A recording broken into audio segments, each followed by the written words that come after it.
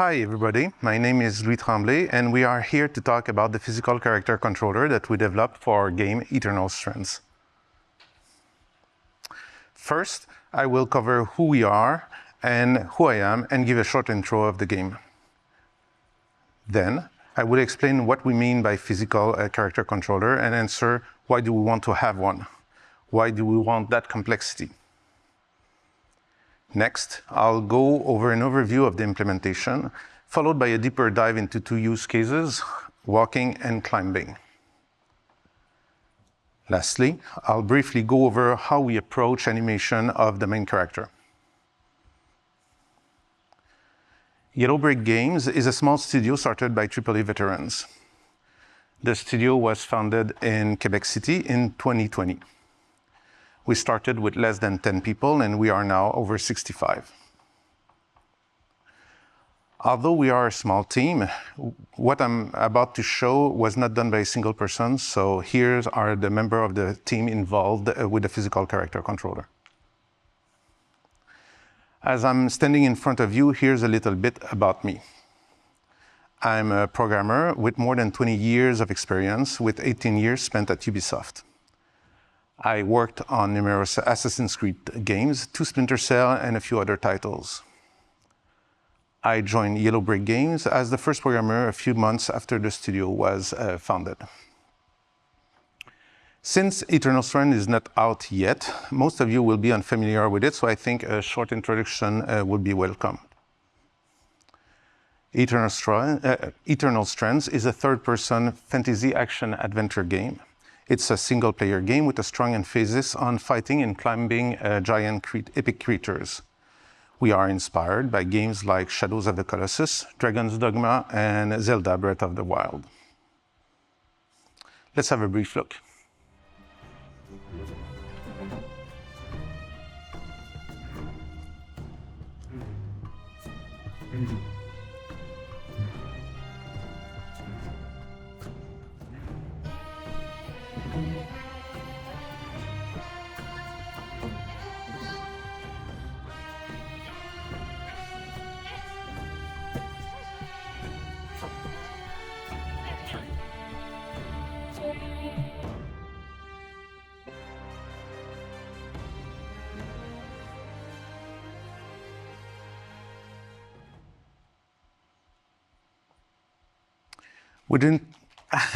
Thank you.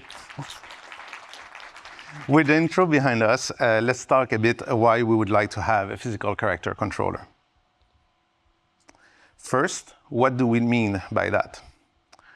In a lot of games, the main character is moved entirely through kinematic movement.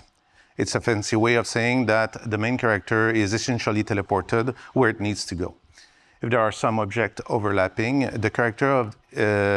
overlapping at the destination, the objects will be simply pushed away. This is fine for a lot of games, and there's nothing wrong with that approach. It's limited, though, when you want the character's movement to be more physically accurate, like being slowed down when pushing on objects.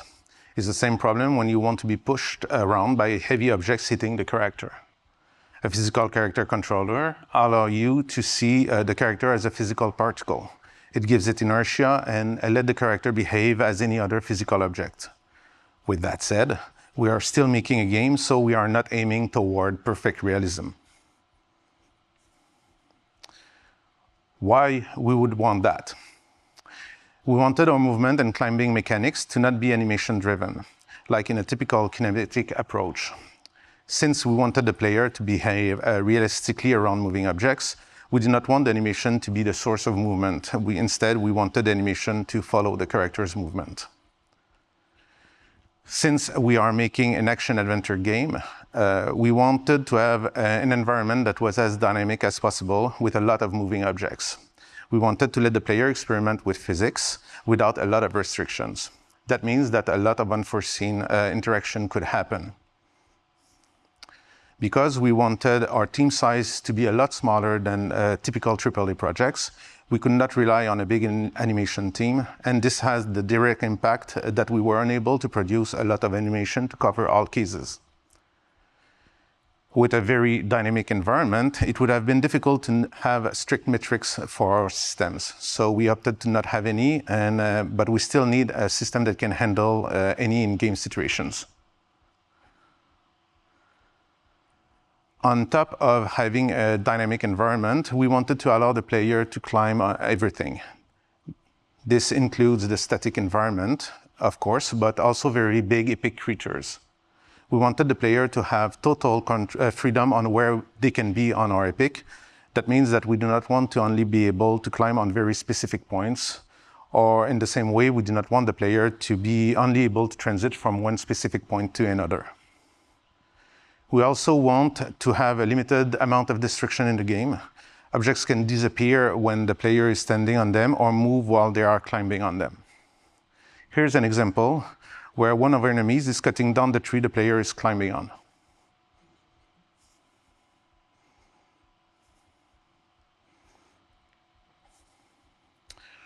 Moreover, we wanted the character's movement to feel as physically real as possible. Even if a lot of players would not understand the underlying system, it just feels right. We wanted more than simply apply a force to our character to push it around. Just doing that is like having a small rocket in our back.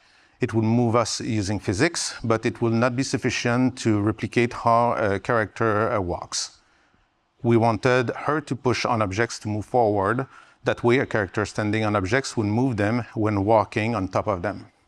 For the same reasons, we wanted to pull on objects to climb.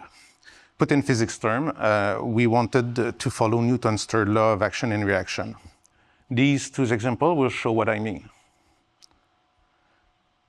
As you can see, the springboard goes downward when our character jumps, while the others show the box moves when we stop abruptly on them.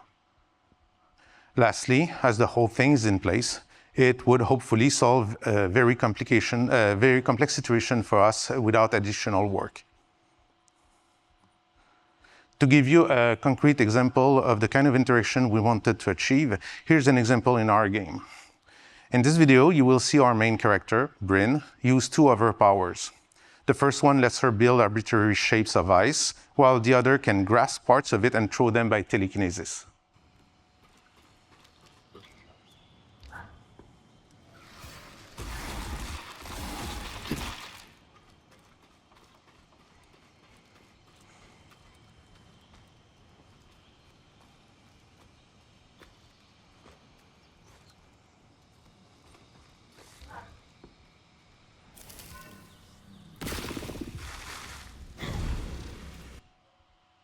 This showed that we support climbing on arbitrary geometry and fall when our supporting platforms fails us. It's time to go a bit over an overview of our system. Let's start with the basics. Again, we are a small team, so we do not have the programming resources available in a typical AAA project. This leads us to integrate as much as possible with the existing Unreal Engine code and avoid complex merge when integrating newer version of the engine. We started the project using Unreal 4.26 and physics. We are now using Unreal 5.3.2 and Chaos. We did not upgrade to 5.4 because we are near the end of the projects and we do not want to create new issues. We did, however, integrate changes from 5.4 for bug fixes and optimization. We also integrated most of the changes to Chaos submitted after 5.3. Our own engine's modifications are related to exposing functionalities and tweaks systems for needs. With that said, our character controller code is in a subclass of the character movement component.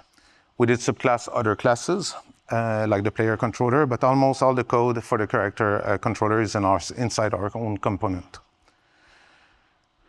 Like Unreal's default character movement component, we are still using capsules for collision, and we are making sure it always stays vertical when walking, running, and falling.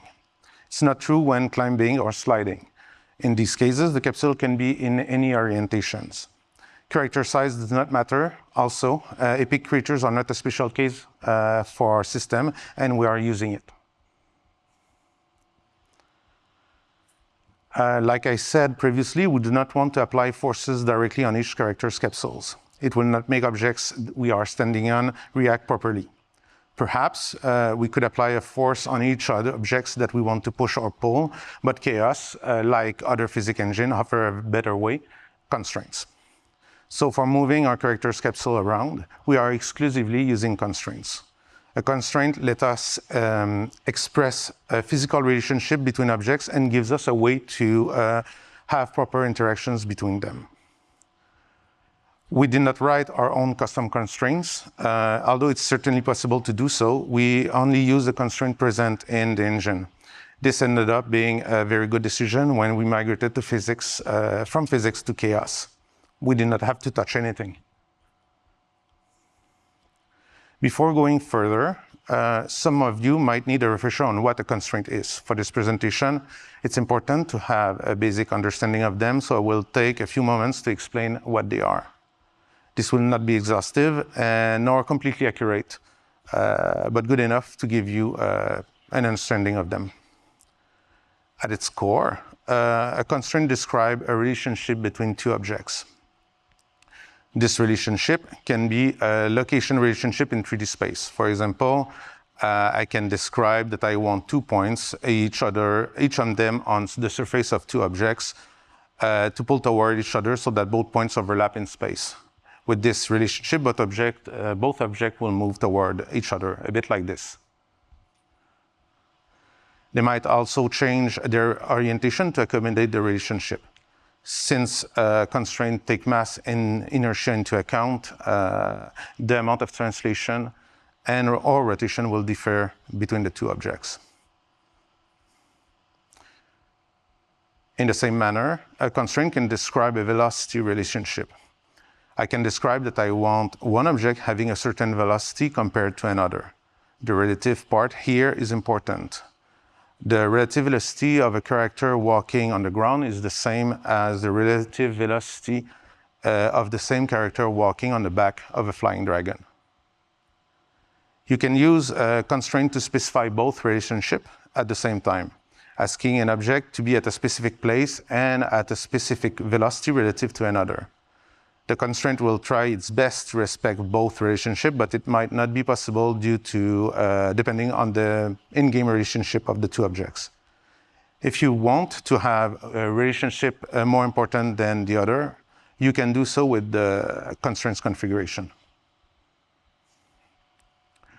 Once you have created a constraint, the solver will then try to generate forces on both bodies to fulfill what you asked. The generated force will be equal in magnitude, but opposite in direction as Newton's third law. Basically, to walk forward, our character will be pushing the ground. The force is equal to delta position times spring plus delta velocity times damping. This is not as scary as it seems. Delta position is the difference between the current position of an object and where you want it to be, while delta velocity is the difference between the current velocity and what you want it to be. Both deltas are expressed relative to the second objects in the relationship. In my previous example of a character walking on a dragon, both deltas are relative to the dragon. Spring and damping are, in this case, expressing how strongly we want to reduce the associated delta. Note that spring and damping are not scalar values, but vectors, so we can modulate how a constraint is applied on the axis of the constraint. For example, we can prioritize solving location on a plane while prioritizing velocity on the normal of the plane. Here's a few other notes. We never use linear or angular limit. We always configure our constraint to have 6 degrees of freedom. This means that constraints are not limited in any axis of movement or can rotate in any direction. As they express our character's movement, we do not want to have any restrictions. We are always using linear and angular drives. And we vary the spring and damping quite a bit based on the context, so we can emphasize on location versus velocity as needed. To do so, we typically have a 10+1 ratio between spring and damping to express the priority. Lastly, and it's very important for our character controller, we always have a force limit. That way, we can abstract a grip and express our character's strength. The greater the force limit, the easier it is for the character to resist changes in velocity or position by external forces. It also means that a character will be able to accelerate faster if needed. It's a parameter that we manipulate a lot based on the context of the character. With all of those boring stuff, it's time to look a bit at our first implementation case. So I will begin by the simplest one, standing still, then I will look a bit at walking. The simplest state that we can be is standing still on the ground. Standing still on a moving platform is conceptually the same. We want to stay on the same location compared to it. So when standing still over a moving platform, our speed in the world can be non-zero, relative to the superlating platform, though it is zero. In this example, you can see Bryn following a platform that is moving and rotating in space. The surface normal is shown in cyan, and the small white circle between her feet is the constraint location. Conceptually, we want our constraint to express a location relationship with a high priority. We care a lot about our relative position compared to the platform. We care less about velocity. This is because we want to follow our platform, even if it changes velocity or changes its direction of movement.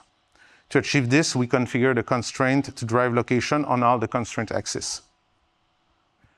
Since we want to prioritize location, spring values are much higher than damping.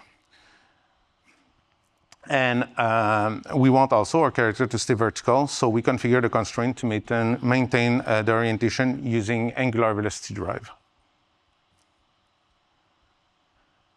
When walking, we want to move relative to something else, so this adds a layer of complexity.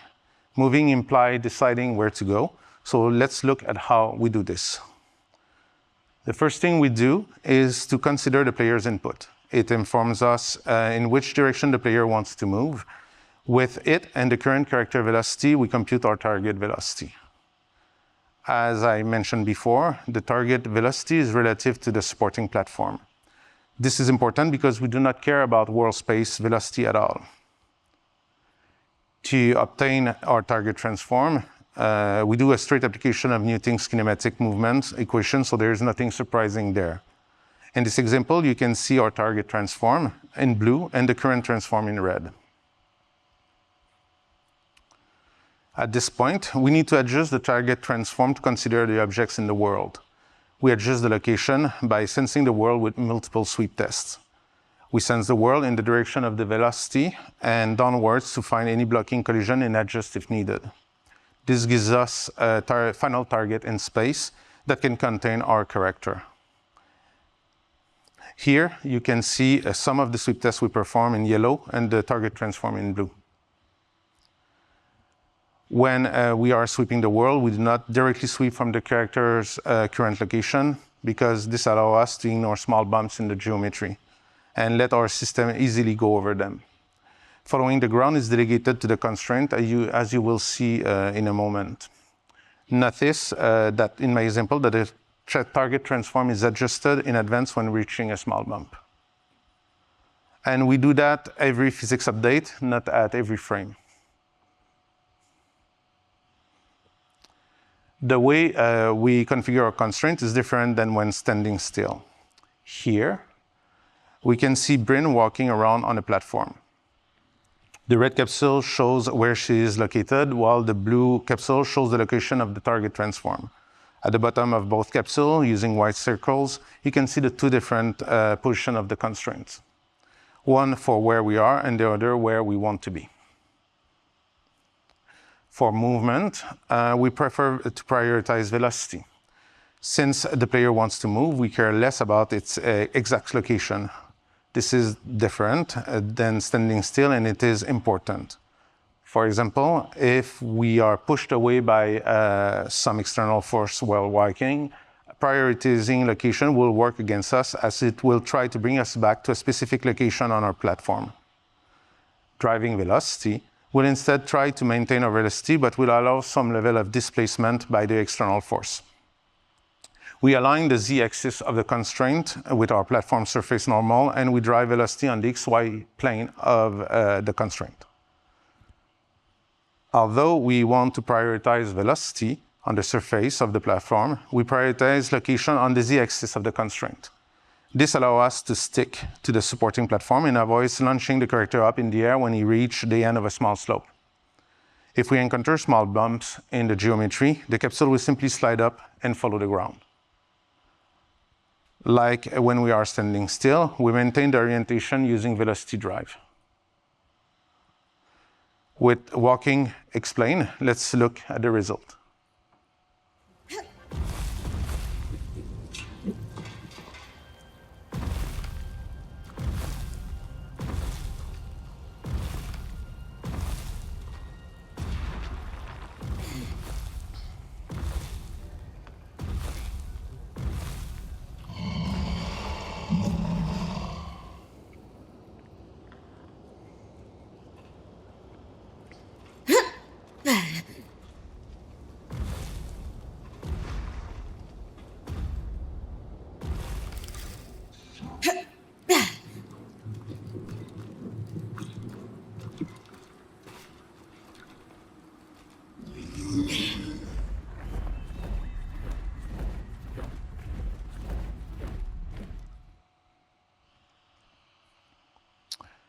We can now take a look at climbing. It's a bit more complex, and both in concept and implementation.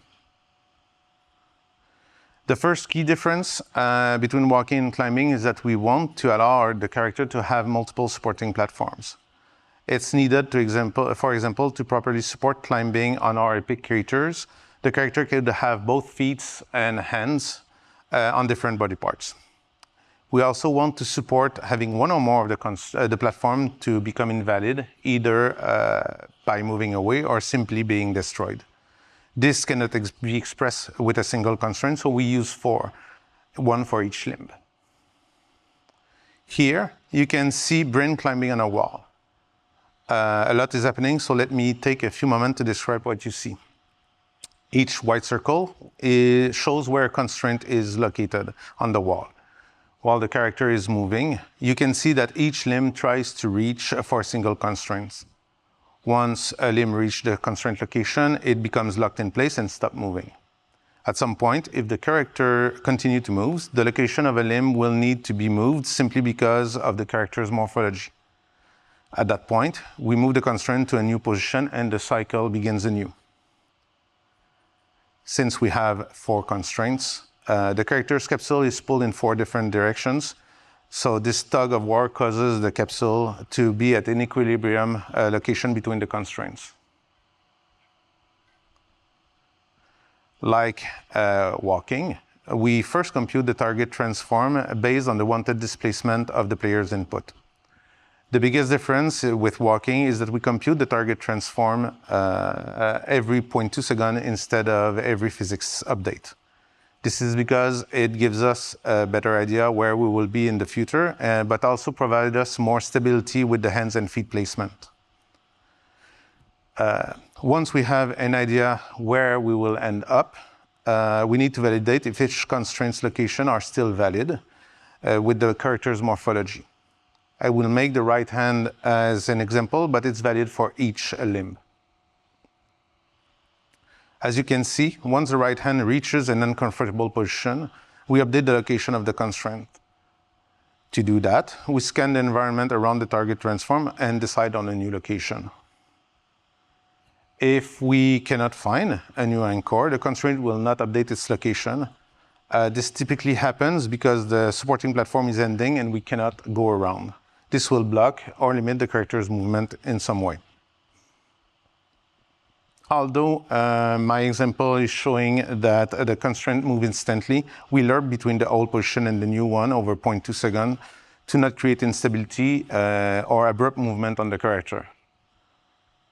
Here, you can see the different tests we perform to decide where we want to put our hands or feet. The capsule is not centered around the character because we are showing where we think the character will be in the future.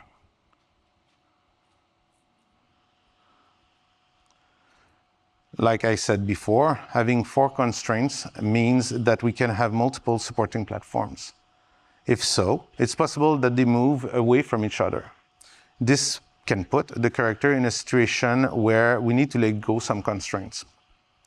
To deal with this, we continuously monitor each constraint to see if they are compatible with the character morphology and each other. Here, you can see Bryn climbing on one of our epics. Look at her feet. Due to the epic's movement, she is put in a situation that forces her to let go. The constraint breaks due to a combination of her morphology and the shock of the movement. When we need to break some constraints, we will favor the hand and let go the feet first. If we absolutely need to break a hand constraint, we will try to keep the one that was moved the most recently. For constraint setup, it's a lot like when standing still. We want to follow our platform, so we prioritize location. Like walking, it's possible that we are pushed by external forces, but contrary to walking, we want to actively resist being moved by external force. This is why we do not really care about velocity while climbing. There's also a big difference. It's in the way we want hands and feet to interact with the environment. Hands are holding something and they can push or pull. To represent this, we configure the hand constraints to operate in all directions. There are no limitations on the different axes of the constraints. Feet are different as we do not hold onto anything. They can only push. So we want them to detach easily from the surface we are climbing on. Because of that, we only allow the constraint to operate on a plane tangent to the surface normal. As soon as there is any movement in the direction on the surface normal, the constant will not be able to resist and will allow the movement. Let's take a look.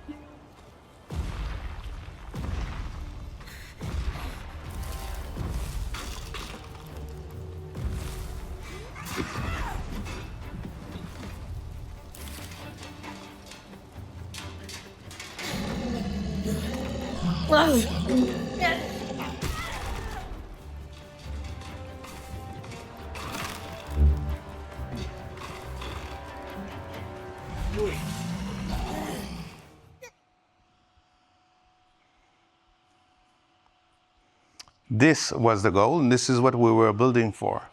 Our epics are constantly moving and changing shape. This puts a lot of stress on everything that we built, but it works very well, as you can see. Our character can freely climb on our epic's body. One thing of note here is that our epic's bodies are not kinematic. They are always animated with physical animation. For example, if our characters was in the armpit of an epic, it could be squished between the arm and the chest and pushed inside the epic's body. A game like Shadows of the Colossus avoids this by slow movement and never bringing each body part close enough to create the issue. With physical animation, though, the epic's body will be blocked by the character's capsule, and we can guarantee that there's a safe space for the character. With all the physics involved, the resulting movement is often quite not predictable, but we still need to animate our character, so I'll go briefly over our animation flow. Although our movement is handled via physics, the way we animate our character is more traditional. Our biggest difference is how we trigger animations.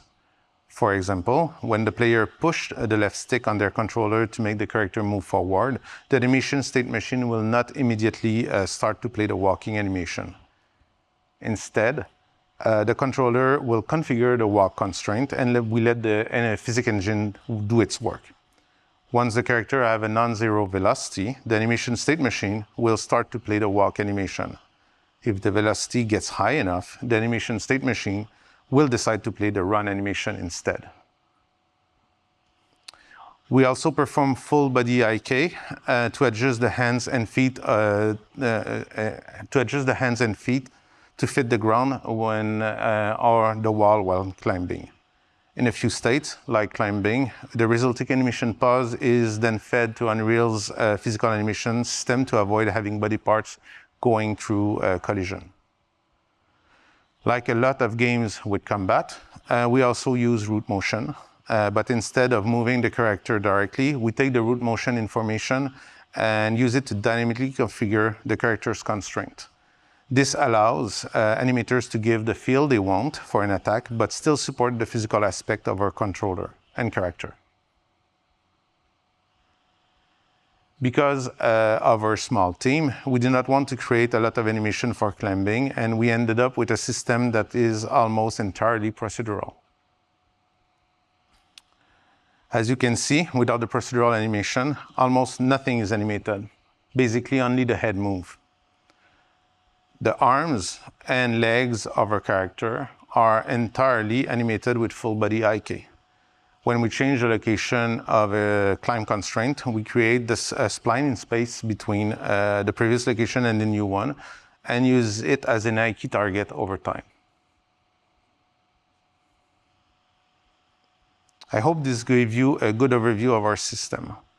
One of our key learning is that it's a lot of fun to embrace physics as a gameplay mechanic, and players have an innate understanding on how objects react in the real world, and this translates directly in their understanding of how a character moves in the game.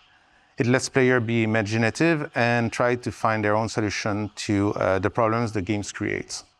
We at Yellowbrick learned a lot while making it, and I hope this will help you if you decide to make your own physical character controller.